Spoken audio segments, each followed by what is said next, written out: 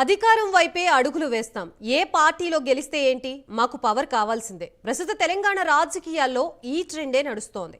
అధికారమే పరమావధిగా భావిస్తున్న బీఆర్ఎస్ ఎమ్మెల్యేలు కాంగ్రెస్ లోకి జంప్ చేస్తున్నారు. దీంతో బీఆర్ఎస్ లో ఉండేదెవరు, పోయేదెవరన్న చర్చ ఊపందుకోగా కేసీఆర్ నష్ట నివారణ చర్యలకి దిగారు.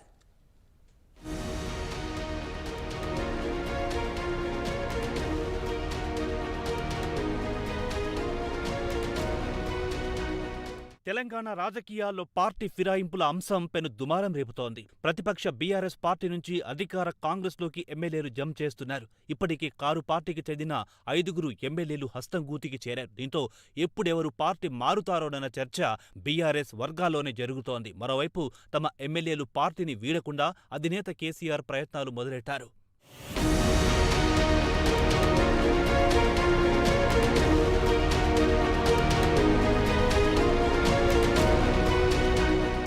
రాష్ట్రంలో ఏ పార్టీ అధికారంలో ఉంటే సిట్టింగ్ ఎమ్మెల్యేలు ఆ పార్టీకి చేరుతున్నారు. అధికార పార్టీలో చేరితే నియోజకవర్గంలో తమ హవా నడుస్తోందనే భావనలో ఉన్నారు.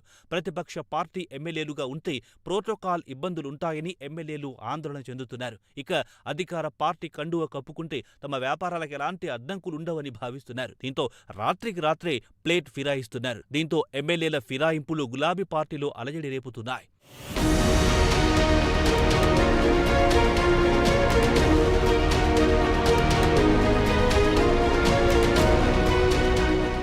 బీఆర్ఎస్ అధికారంలో ఉండగా కాంగ్రెస్ పార్టీ ఎమ్మెల్యేలను బీఆర్ఎస్లో చేర్చుకున్నారు కేసీఆర్. కాంగ్రెస్ శాసన సభాపక్షాన్ని బీఆర్ఎస్ ఎల్పీలో విలీనం చేసుకున్నారు. కాంగ్రెస్ పార్టీ శాసన మండలి సభ్యులను జైన్ చేసుకున్నారు. దీంతో అసెంబ్లీలో కాంగ్రెస్ పార్టీకి ప్రధాన ప్రతిపక్ష హోదా లేకుండా పోయింది.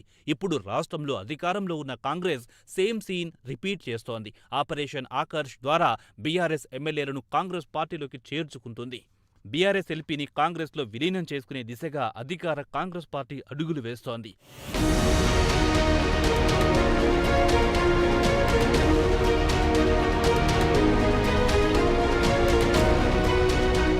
ఇప్పటికీ 5గురు కారు పార్టీ ఎమ్మెల్యేలు కడియం శ్రీహరి, తెల్లం వెంకట్రావు, దానం నాగేందర్, పోచారం శ్రీనివాసరెడ్డి, సంజయ్ కుమార్ కాంగ్రెస్లోకి జంప్ చేశారు. దీంతో త్వరలో మరికొంతమంది ఎమ్మెల్యేలు పార్టీ మారేందుకు సిద్ధంగా ఉన్నట్లుగా ప్రచారం జరుగుతోంది. ఇక దానం నాగేందర్ కాంగ్రెస్ పార్టీ తరపున సికింద్రాబాద్ ఎంపీగా పోటీ చేశారు.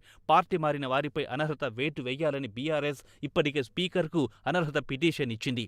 ఎమ్మెల్యేల పార్టీ ఫిరాయింపులపై త్వరలో సుప్రీంకోర్టును ఆశ్రయిస్తామని బీఆర్ఎస్ ప్రకటించింది. ఎమ్మెల్యేలు పార్టీ మారితే 3 నెలల్లో చర్యలు తీసుకోవాలని గతంలోనే సుప్రీంకోర్టు తీర్పిచ్చిందని బీఆర్ఎస్ నేతలంటున్నారు.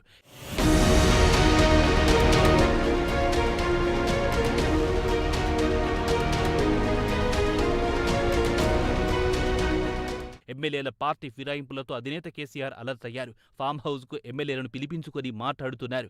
ఎమ్మెల్యేలు తొందరపాటుతో పార్టీ మారదని బుజ్జగిస్తున్నారు. రాష్ట్రంలో అధికారంలోకి రావడానికి కాంగ్రెస్ పార్టీ అనేక హామీలిచ్చిందని, వాటిని అమలు చేయడం సాధ్యం కాదని ఎమ్మెల్యేలకు కేసీఆర్ హితబోధ చేసినట్టుగా తెలుస్తోంది. ఉమ్మడి రాష్ట్రంలో వైఎస్ పార్టీ ఫిరాయింపులను ప్రోత్సహించినా భయపడలేదని, త్వరలో బీఆర్ఎస్ పార్టీకి మంచి రోజులొస్తాయని ఎమ్మెల్యేలకు భరోసా ఇస్తున్నారంట.